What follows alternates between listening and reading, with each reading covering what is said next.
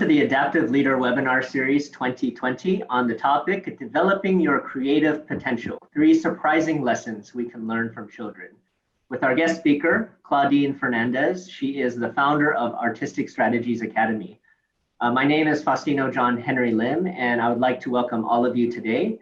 In case this is your first time joining us, we are the Center for Asia Leadership is an organization that was established out of Harvard University from alumni from the Harvard Kennedy School, as well as fellows from the Harvard Asia Center. We are in the midst of a 20-week webinar series on different topics. And the purpose really here is to educate and encourage you during this time of uncertainty. Now, I know it seems like we have a lot of audience members from over 16 countries, from Afghanistan to Germany, to Kyrgyzstan, to Peru, to the US, to Qatar, and of course our friends nearby here in Southeast Asia. So I would like to welcome all of you. Even though we are the Center for Asia Leadership, I'm glad that other people can benefit from these different topics. And it seems like we have a very diverse audience member pool from different industries as well. So joining us from Singapore, Claudine Fernandez is the founder of the Artistic Strategies Academy. She's the teaching faculty. She was teaching faculty at different Singapore institutions, including the Ministry of Education of Singapore, and she holds Masters of Education from Harvard University. So Claudine, how are you doing? You feeling blue? I'm doing great. Hi John, how are you doing? I'm doing well. How is everything in Singapore? It's actually under control. The situation is under control, and the economy is picking up as well. So it's nice to see that things are slowly getting better. Okay, and I think during the quarantine period, you had to adjust by moving your kids to online. How is that situation now? Yes, so we had the opportunity to pivot our lessons, and we brought it online so that our kids could continue to learn while they were at home. And now we are still continuing online lessons, but we are also giving the face-to-face option for learning at our different centers as well. Okay, good. I mean, when I was a kid, I wish I had gone to a school like, tell us a bit about Artistic Strategies Academy. Sure, I'll be glad to. So basically, we are an English school and enrichment center based in Singapore, and we aim to groom confident communicators for the future. So to be a confident communicator, a child would need to learn how to write, to think critically, to speak well as to be creative. So this is what we aim to do with all our students, so that they will not just be prepared for now, but as the future as well. Mm-hmm. And we use the arts to engage them. So that's what's special about our programs. Nice. Yeah. I mean, just for our audience, we actually ran a Future of Work study tour, and we call it a trek in our Harvard parlance. And actually, the Artistic Strategies Academy, we actually paid a visit there, and it was a really enriching time. All right, well, I'm sure we are going to cover some of those topics here today. I'm really looking forward to it. And my first question is, what kinds of lessons can working professionals learn from children about creativity and problem solving? So Claudine, the floor is yours. Thank you. I'm so excited to share my observations as well as the work that I do with my students. So before I get into the lessons proper, I would actually just like to talk a bit about imagination. So when we think of imagination, we think of it as something that children have, very vivid imaginations, right? Usually. But actually, imagination is also important for us, adults, and also for companies, because without imagination, we will never adapt, we will never change for the better, we will never progress. And this is evidenced in some of the data here. So as you can see from these 2 examples, companies, even during the recessions and the downturns, they are the ones that outperform other companies when they actually invest in growth. So they are willing to experiment, they have a culture of growth and innovation. And also, if you look at other companies like Nike, Disney, and Apple, those that are still standing today and doing very well, they have consistently always engaged in a culture of innovation and experimentation as well. So again, this would not be possible without imagination or without inspiring the employees to engage in imaginative exercises. So let me just say a little bit more about why imagination is so powerful and how we can harness the power of imagination to be better people as well as to make a positive difference to the societies around us. Now, as you know, we are facing a very sometimes, bleak reality now with the COVID situation. And it is only with imagination that we can envision a better reality in the future. So with our imaginative powers, we can work towards creating that better reality despite whatever we are going through at the moment. In addition, we also want to, talk about how imagination is needed to empathize with others, especially those who are not doing so well or those that come from disadvantaged backgrounds. If we ourselves have not gone through the problems that they are facing, then we need imagination to actually empathize with them, to, think about what they are going through and to help them find the solutions. In addition, imagination also allows us to entertain various different possibilities that we may never have thought about, but it is necessary to think about because of the uncertainty of our future and the times that we are living in. So with imagination, we are able to transcend any limitations that we might have, whether it is about ourselves or our companies or even the communities that we belong to. So Einstein himself said, right, that imagination is much more important than knowledge, because knowledge will just kind of limit you to, point A to point B, but imagination will take you beyond that. So we actually are able to eliminate our own limiting beliefs with imagination. Now, the thing is, I know personally that imagination can sometimes be not as accessible in adults, or maybe we adults, we might not be as imaginative as children, okay? And some of the reasons could include like the fear of the unknown or making mistakes. We don't want to imagine something because we think that it might not work out, or we fear that we don't know how to deal with it, right? If we just imagine it and we don't know how to create it. Other problems include like how we always engage in like knee-jerk reactions, and we are very reactive and defensive instead of thinking of more innovative solutions that will last in the long term. Some of us might feel that, if we are imaginative, we cannot be logical and we cannot use our common sense, and that stops us. So sometimes we adults, we actually limit ourselves in terms of how imaginative we can really be. But the thing is, if we continue to do that and we do not learn from the imaginative prowess of our children, then we will never come up with anything original. So this is actually a quote from Sir Ken Robinson, who's a very, very influential figure in global educational, fields and industries. And his very famous TED Talk, I'm not sure if you have watched his TED Talk, Do Schools Kill Creativity? He actually argues that, even in schools, we have to move away from the very industrial way of teaching our children to memorize and, just to obey orders and not to question, because a lot of us are no longer in the industrial era, right? So to move forward, we definitely have to engage in courage, bravery, to try and experiment and to use our imagination, regardless of whether we will make mistakes. And then we can progress, and then we can come up with original and very innovative ideas and solutions. So I would like to also share another diagram. This was created by a faculty from MIT Sloan Executive Education, and he was talking specifically about the situation that we are facing now with COVID-19. And this diagram actually shows, the kind of mindset that some of us might have, or the mindset that we should not have actually. Because if we assume we know everything, or we assume that we know a lot, then we will only rely on our past or previous experiences to project for the future. So our guesses for the future will be along this linear line, according to the experiences that we have gained. But as we realize, or as we have come to realize, especially in today's context, we actually don't know much at all, right? Even though, many of us are educated, many of us hold very high positions, sometimes we are still flawed by the lack of knowledge. And because we don't know what is coming up, we cannot make predictions just based on past experiences. And what do we do then, right? The only way that we are going to make guesses or educated guesses will be through experimentation. So our guesses of the future may not be linear, and it may not be like our previous experiences that we have had, or it may not be like the previous challenges that we have faced in today's world. This is another diagram that I like to always quote from when I'm talking to parents of my students or potential clients.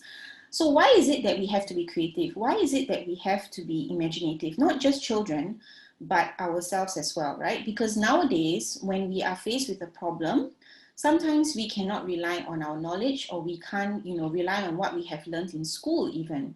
And we just have to think for ourselves, and we have to come up with, innovative solutions. So the skill set of thinking, the skill set of being creative and innovative, those are the skills that we need to nurture in the young, but we also need to practice as adults in our everyday life, instead of just relying on content knowledge. So I would just like to share a little bit more about the work that I do at Artistic Strategies Academy, or ASA. So I have had the privilege of working with many, many different children, as young as 5 sometimes, and all the way up to 18 as they begin adulthood. And part of the programs that we run at ASA includes the Young Authors Program, where we train and we groom our students to publish their own works, their own children's books, illustrated books, and then they would donate the money, the profits from the sales of their books to an adopted charity. The other program that we run is called the Young Inventors Program, where we employ both the arts as well as design thinking frameworks to allow them to come up with real life solutions to real problems. So I'll be sharing a little bit here and there, case studies from these 2 particular programs. But first I would like to just use the analogy of the reset, hitting the reset button. So, I think most of us have read the news about how this COVID pandemic allows us a chance to reset everything. Everybody now is more on equal terms, rather than just some of us being on the high areas and some of us being in the low areas, right? Now more than ever, we are all faced with this pandemic, no matter where we come from, no matter how rich or poor we are. And so I was thinking about the idea of a reset, and maybe we should also reset our thinking as adults and try to be more childlike in the way that we think and in the way that we approach problems and challenges that come our way. So let me explain further based on these case studies that I will now introduce to you. Okay, so the first student that I would like to introduce to everyone, she's Sophia, and this is a picture of Sophia. So she's 8 years old, and she came for our Young Inventors Program sometime last year. And I would have to admit that the challenge that we gave her was quite a big challenge, for an 8-year-old. We told her, Sophia, can you maybe think of a solution to help children your age who are undergoing poverty? So, children not from Singapore, but maybe from other countries who are going through poverty, and they need to fund their education because they don't have, access to a lot of money. Their families are not rich either. And at first she was a bit hesitant, at first she didn't know what to do, but she gained the courage, no matter how young she was, she gained the courage to actually experiment with whatever materials that we gave her.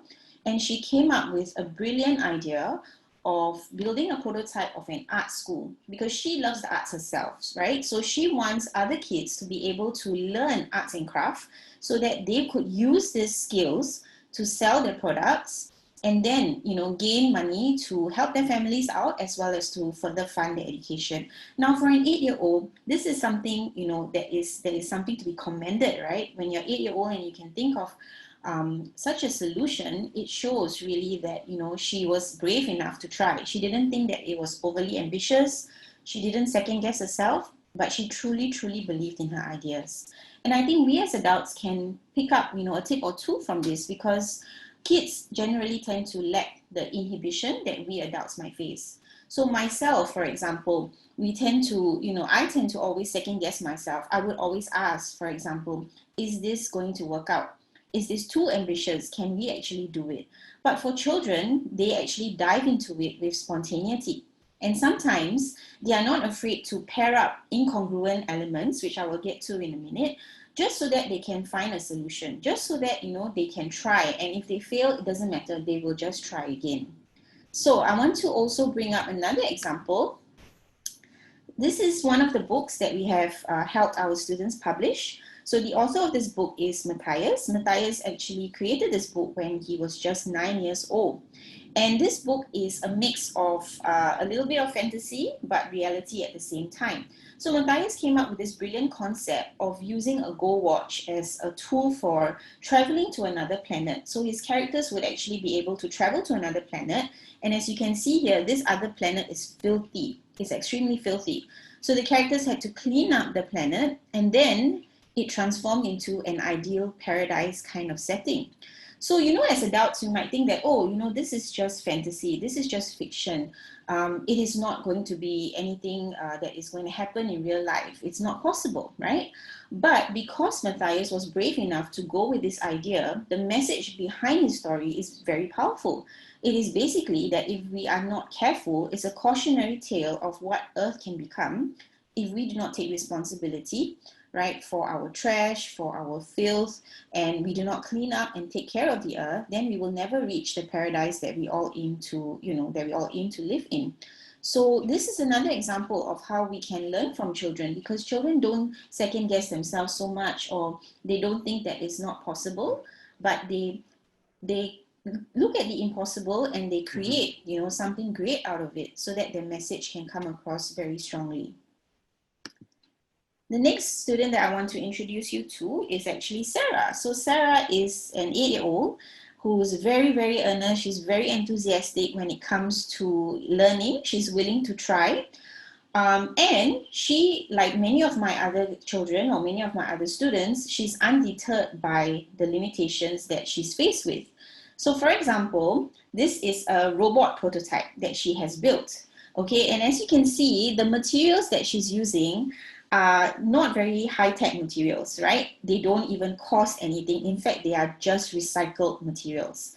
But that didn't deter her, right? So she used whatever she had and whatever little that she could work with, and she came up with a prototype of a robot that would, help to comfort those who are sick, help to comfort those who are sad, and also some robots that can even help with the housework and homework. So it's a multi-purpose kind of robot, right? So you can see that someone like Sarah, her imagination is limitless. And because, she doesn't think about what will happen if I have so little to work with, but instead she seizes the opportunities and she just makes use of what she has.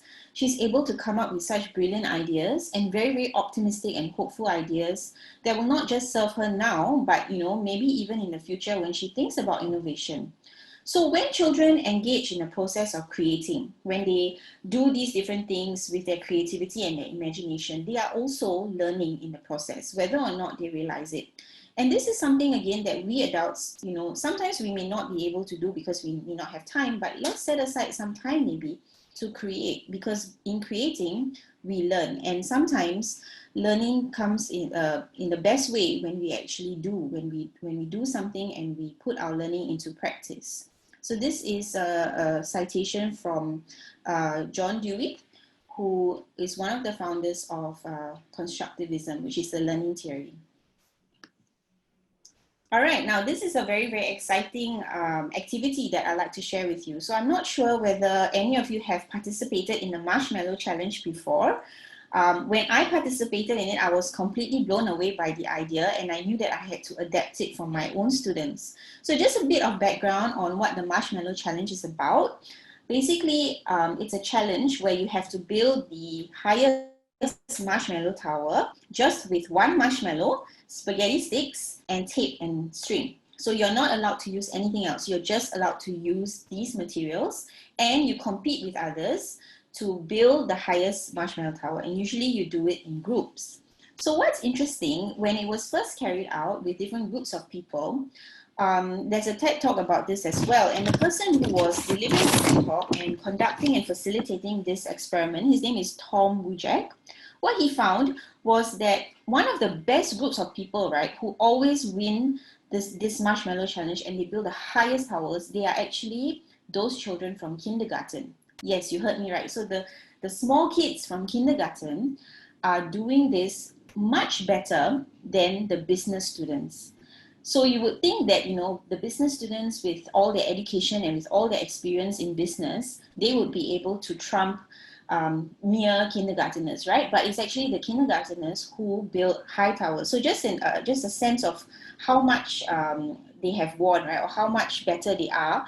The kindergarteners actually managed to build 24 inches worth of a marshmallow tower, whereas the business students only built 10 inches. That's less than half of what the kindergarteners were, were succeeding with, right?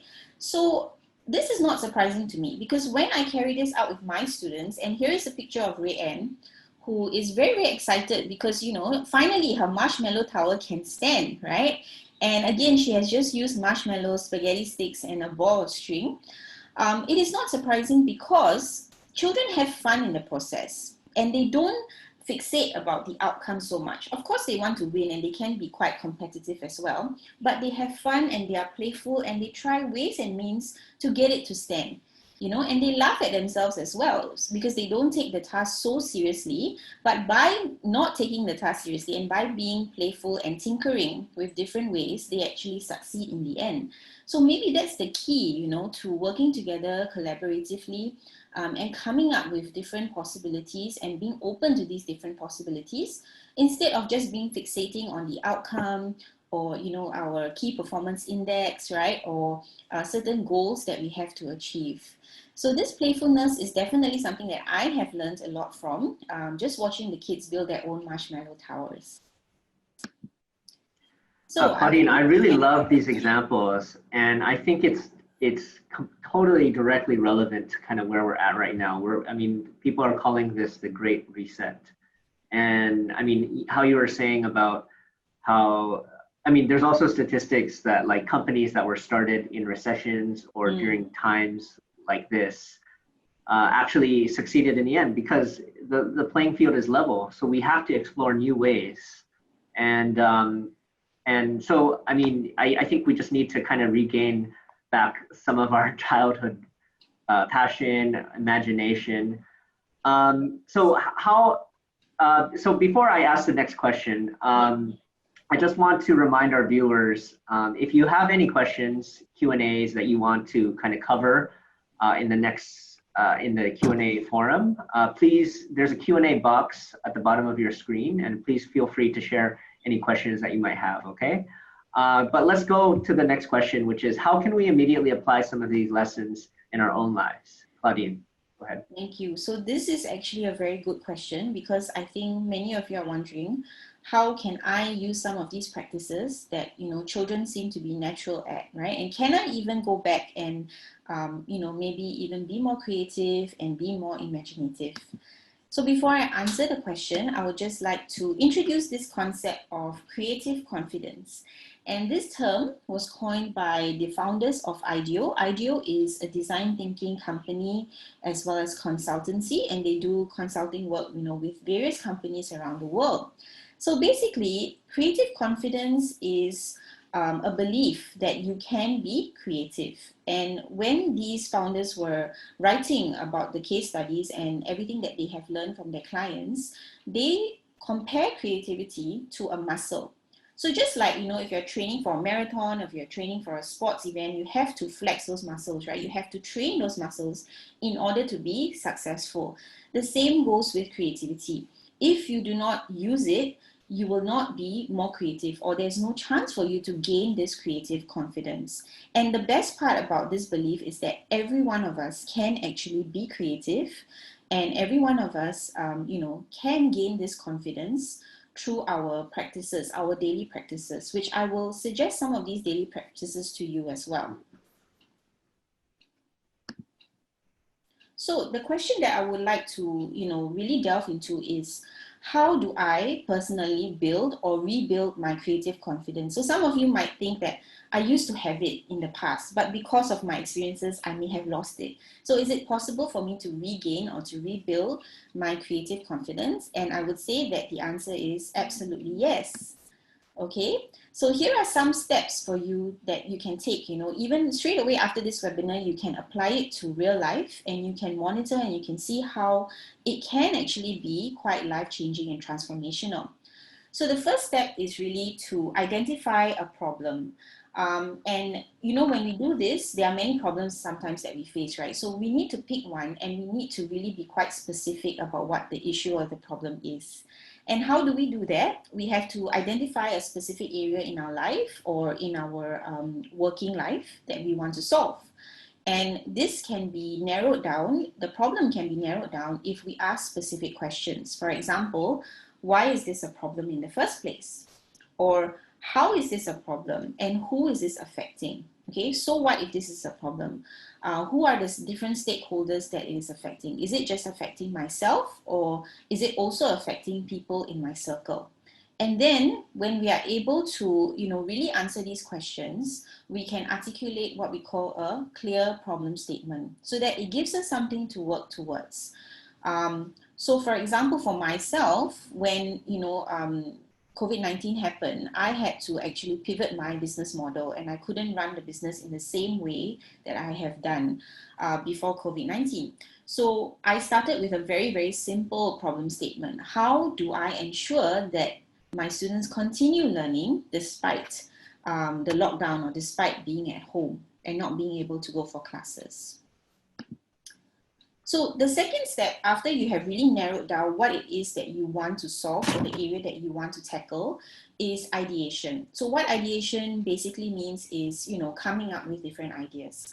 And when we come up with different ideas, sometimes we can be struck by inspiration, anywhere and any time, right? So what you could do to actually collate all these different ideas before you forget about them is to keep a journal, maybe. So some of us, we enjoy journaling and we like writing, but maybe for some of us who are more visual or who are more artistically inclined, your ideas can actually be documented in the form of drawings as well. So you can just sketch out the ideas that you have, if that is the way that you process these ideas. But I think the most important thing here, and it's something that I always tell my students as well, is to suspend your judgment and your disbelief. Because sometimes you might get an idea, but before you can even start thinking about the idea, you might say, oh, but maybe that's a silly idea. Or no, I don't think that it's going to work out, right? So in this ideation stage, it's very, very important just to get everything down. And maybe you can make a discrimination later, or you can discern later which ideas you want to actually further explore. And sometimes, personally, I feel that having conversations with others, as well as asking them right questions or getting them to ask you questions about your ideas, can really clarify your thought process behind these ideas. So for myself, I actually spoke to many educators around the world, not just in Singapore. And I asked them many questions about how they were changing their practice because of the COVID-19 in order to come up with ideas that I could adapt and then I could use and implement in my own business. So sometimes as well, I found that being in certain environments that allows you to think and to be creative and to maybe feel more relaxed can also help in terms of the ideation process. And the third step is, after you've come up with all the ideas and after you have journaled about it, you have sketched it out, you have talked to people, the next step would then be to test and to monitor.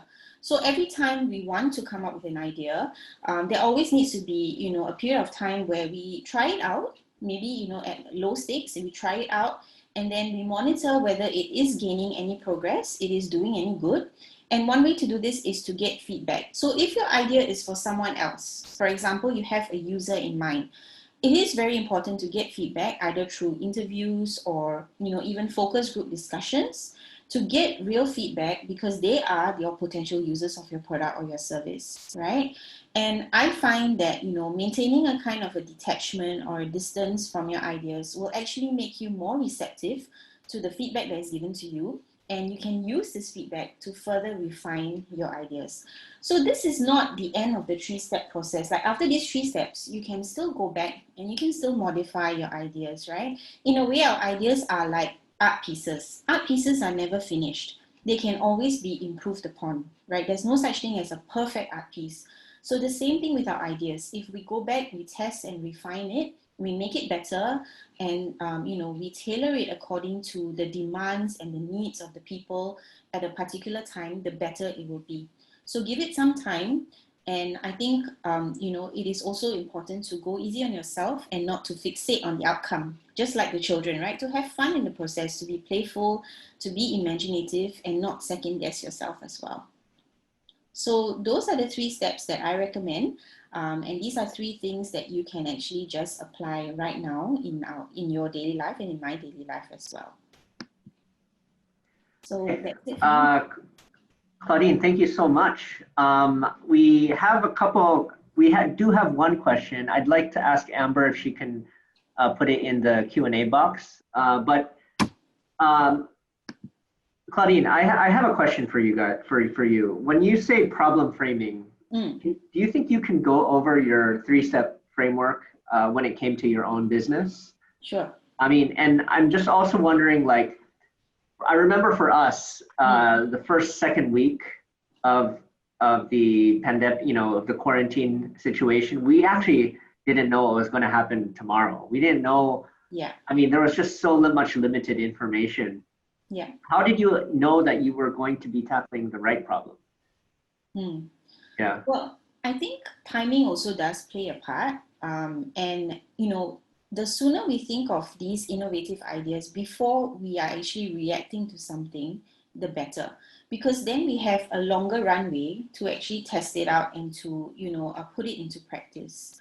So personally, for my own business, when I went online or when I had to bring the entire program online, I started quite early, relatively early in January, already thinking about the different ways that I could do this.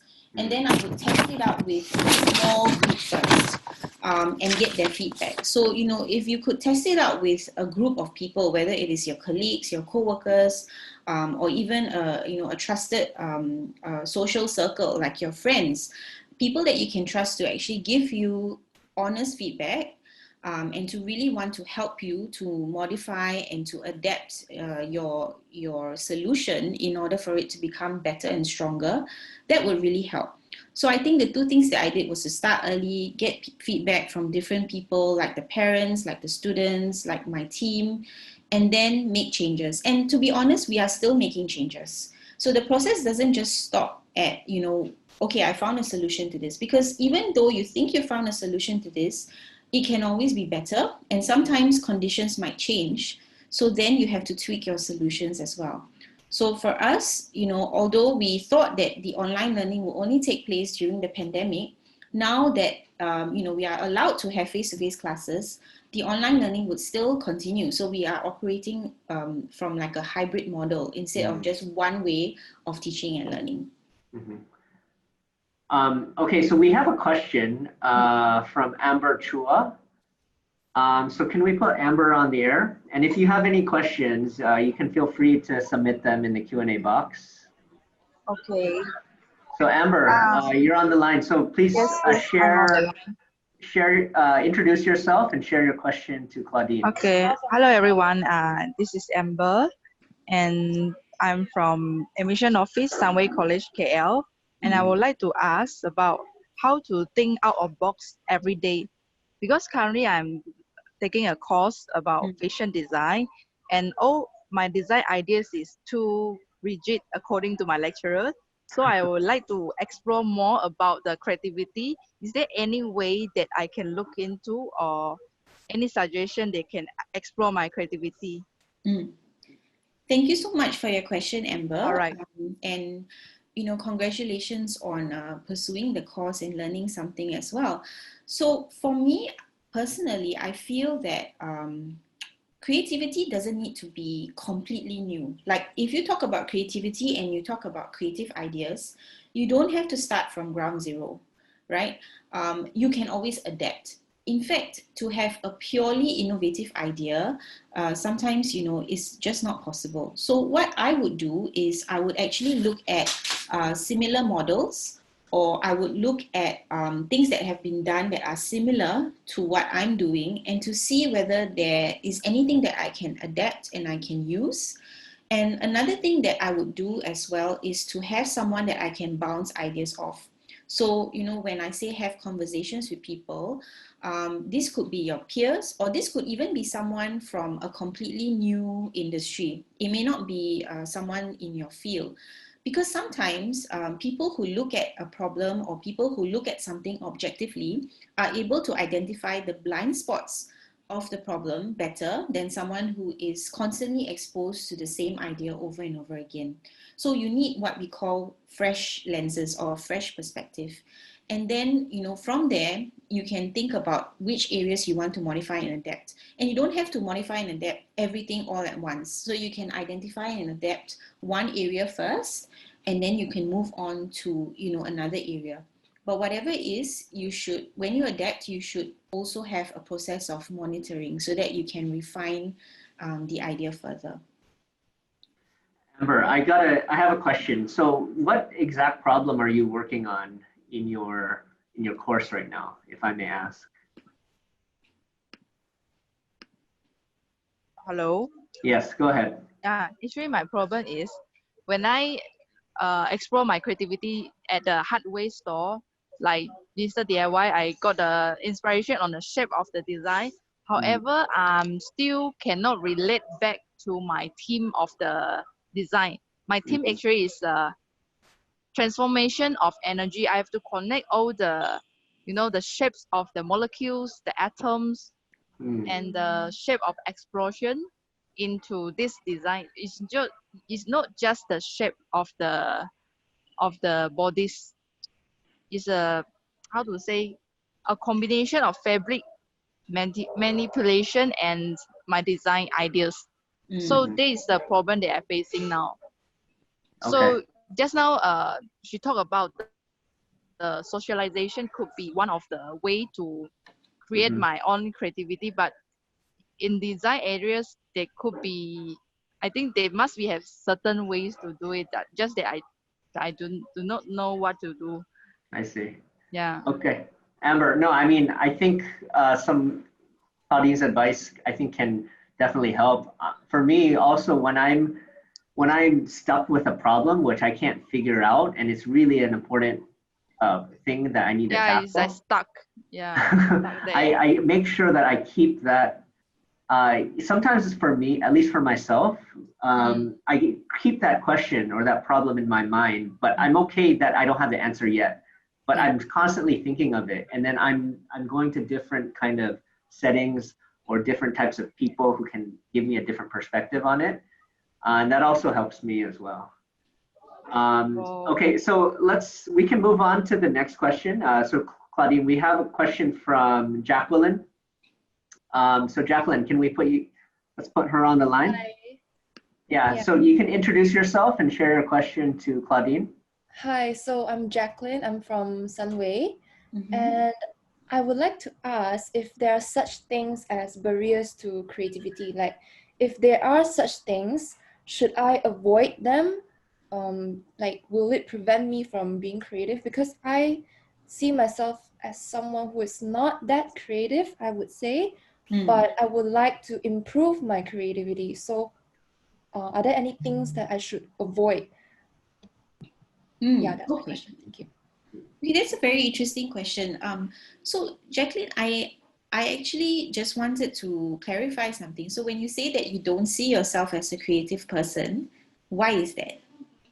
Why do you think that? I feel like creativity, especially in terms of like arts or like artistic skills, yeah, in that sort of areas, I don't really think that I'm able to come up with an original idea. Or I always find out how can other people, come up with such like unique things when I myself couldn't really think of such things. It never even crossed my mind before. So I was thinking, like, how do I myself be like that? How can I reach that level? How can I improve my own creativity in that sense? Okay, I see what you mean. And I think that, it's completely normal to be inspired or to look at other people's ideas and think, wow, this is something that I would have never come up with. Another thing which I'd like to also clarify is that I don't think that creativity in order to be creative, you have to be artistic necessarily. Personally, I can't really draw, you know, so I don't think that it's limited to people who are artistic. Although, you know, if you have an inclination towards the arts, then chances are your creative potential would be greater. But I think it's also the mindset and the belief that we have. So I think the first barrier, and in a lot of things, this is true as well. The first barrier is really what we think we are capable of. And if our answer to that is, you know, I don't think I'm really capable of that at all, then that is already limiting what we can do. So I would say mindset being the first barrier. The second barrier would be, I would think of, could be maybe exposure. Like when you are going about your daily life, or, you know, are you exposing yourself to things that are outside of your comfort zone? Because sometimes when we continuously just, you know, patronize the same things, or we expose ourselves to the same activities and practices day in and day out, then we will never go beyond that comfort zone.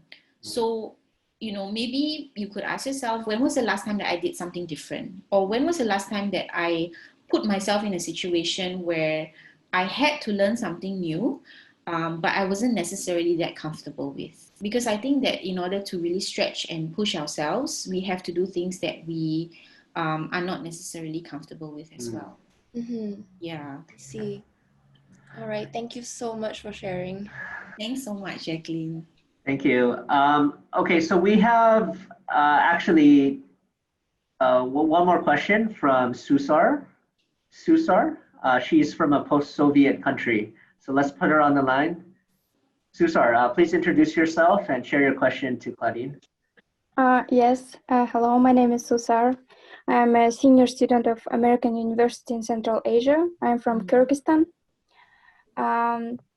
As my country is a post-Soviet country, and we have the old system of education, Soviet system of education, which is very old and outdated because it's not fitting to the new realities of this world. That's why I'm really passionate about this topic of education, and I have developed a project connected with education for future leaders, but I don't know how to make these old teachers to be interested in this project, because they think that the most suitable and the most right one is their way of education. But I know that we need some transition from this old system of education, because children are suffering from this system. And I think it is a big limitation for me, and how I can approach this issue. Okay. Thank you for your question. I think that, you know, this is something that is quite a complex issue to deal with. And I think you did mention that you have some ideas about how you would like to change things and some initiatives that you have, but you are facing some resistance from your colleagues and your peers. Am I right in understanding that? Yes. So why do you think that the way that education is carried out in your country has to change? Why do you think it's important? What is your vision for the education that can be displaced in your country? As I see, the problem, the most big problem in our country is that is corruption. Because teachers are not aimed to learn children, but they aimed to how to gain profit from them. And the level of education here is very low, because they don't care what is happening with children. Even we faced a big problem during this pandemic, because it was online education, and most of the children don't have any access to the internet. And it was a big problem for them. And instead of providing them such circumstances, such atmosphere to learn, they said that they should pay for something, and they will give them a good grade without education, without lessons. Okay. So there are a few things happening here in terms of like the ethics or the principles that, you know, some of the educators are espousing. I wouldn't say that I have a definitive answer to that question, but I was just wondering whether are there any kind of associations that you can tie up with or collaborate with, whether in your country or beyond your country, in order to gain some kind of you know, repository of resources or support, since the barrier seems to be, you know, that you are not able to get the support within your country. Have you explored collaborations with, you know, maybe groups of educators overseas? We have here a UNICEF. I think I can try to connect with them, and it will be a great help for me. Also, I have additional center for additional education in my university, and I think I can move through them, but I need more stable plan, I think, for now. Sure. And I think this is where, you know, as you are speaking, I can tell that you are really very passionate about your cause. And I think that, you know, that passion, when you speak to other people about your why or your purpose, I think that they too will be drawn towards this cause. So it's really finding like-minded people. They don't have to be educators, but a like-minded community that will be able to support you and who will be able to contribute to the cause as well. So the beauty of what is happening now is that the world has become much smaller, right? And you can actually connect with many, many different organizations beyond what is available in your country. And I do believe that, you know, when you find the right kind of, the like-minded people like yourself who believe in the value of education and change, I think collaborating and brainstorming ideas will definitely help to give you that confidence as well. I think Thank you very much. just to kind of add to what you're saying, Claudine, I mean, the challenge that Susar is faced with, it's complex, it's huge, and in many ways, it's bigger than just one person. It involves so many different stakeholders. Yeah. But I think just to kind of also to add to what you're saying, and actually to kind of allude to what you just said, Claudine, you have to, I think starting small and sharing with at least in your own area of influence, right? With the people that you trust, and creating some type of model, even if it's just a group of 20 people, like even one class, even, you know, where there's some type of virtuous cycle where if other people are kind of being also influenced and affected in that way, and then you can, and if there are many of these, you know, eventually like you can grow into something bigger, because people see that as like a great role model for what could be for the whole system, I think. Your thoughts, Claudine? Yes, I think that, you know, just as how we were talking just now about like barriers to, you know, to starting. Sometimes starting is actually the most difficult part for many of us. But I think once we don't have to have full knowledge, or we don't have to have a full amount of resources to be able to just start something. And then when we start small and we gain a lot more momentum from there, we can really see ideas take off quite quickly. Yeah. So Claudine, unfortunately, that's we're running out of time. Actually, we're already over time. Thank you so much for staying. And I want to thank you also for our viewers for their questions and also for their attention.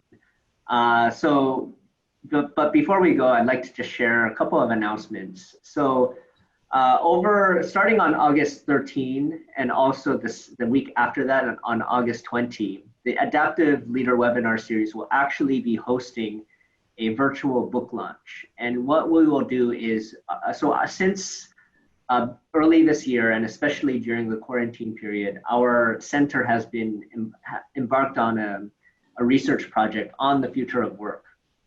And we engaged several authors around Asia and around the world. Claudine happens to be one of the authors, and you can see her photo for August 20, where they really engaged in that topic. What does the future of work look like for individuals? What does it look like for organizations? And so on August 13, we will have a roundtable discussion with these 5. Samuel is the main editor. And then August 20 it will be part 2, where we'll have a roundtable there as well. So Claudine, I'm looking forward to seeing you a bit later next month. But you can find more information on the link. The registration link is included in the post-webinar survey. So please, you can register right now. It's a free complimentary webinar. You can learn about the book. It's written in a really kind of down-to-earth level to really what does the future of work mean, and especially what does it mean in this COVID era. Okay, so let's go to the next slide. And so if you are interested in any of our programs, we like Claudine have adapted our leadership training, innovation training in person and as well as online. So some of our main topics are adaptive leadership, how to think like a futurist, becoming a professional thinker, strategic foresight, persuasion, power, and influence, and also negotiations. Okay, can we go to the next one? If you have any questions, please contact us here. You can also follow the link to our website as well. Okay, and then also we have a video series that is free for a limited period. You can go to online.asialeadership.org to find top videos on leadership, design thinking, and change management. There are short video series. It's like mini courses, smart talks, and also interviews with our Center for Asia Leadership teaching faculty, including Harvard professors. Also, another reminder to you is that our books are available for online purchase. If you just go to asialeadership.org/publication. So our Asia Leadership Institute series is there, and of course our Rethinking Asia series as well. And I'd like to I made this announcement 2 weeks ago, but things are still in the process that the Asia Leadership Forum is going virtual. So this was originally scheduled for May. It is now scheduled in November. And we are going to be having a whole week, 6 days of online kind of smart head style talks. We will also have a live Q&A. We're going to have 10 speakers from Harvard and some other world leading institutions as well. So please stay tuned for more updates. Okay, and please connect with us. So Claudine has been generous to share a link to her website, artisticstrategies.com.sg. If you're interested, if you're in Singapore and you're interested in sending your kids to her programs, please feel free to click on that link. You can also find her on LinkedIn, her Facebook, Instagram, as well as you can also email her right here. And of course, please feel free to visit us at asialeadership.org, on our LinkedIn, as well as my LinkedIn right here as well, our Twitter, our Facebook, our Instagram, as well as feel free, if you have any questions at all, if you want to reach out to us, please feel free to email us. And I'd like to thank also our collaborating partner, InvestKL, for their support of our programs. And they are doing a great job of helping multinational companies invest in and do work in their growth strategies in emerging markets. So with that, I'd like to thank Claudine again. Before I give you the last word, just wherever you are in the world, please continue the good fight of making our organizations and our communities better. And wherever you are, if you're on the other side of the world, good evening. I know it's quite late there, but if you're here, have a good rest of the day. So Claudine, I'll give you the last word. Thank you, everyone. And thanks so much also for all the questions and for being part of this webinar. It's very special to me. And I just hope that, everyone will continue to flex our creativity muscle. And don't forget to, contact me, or don't hesitate to contact me if you have other questions and would like to continue this discussion. My contact details are on the slide. Thank you. Thank you, Claudine. Bye-bye.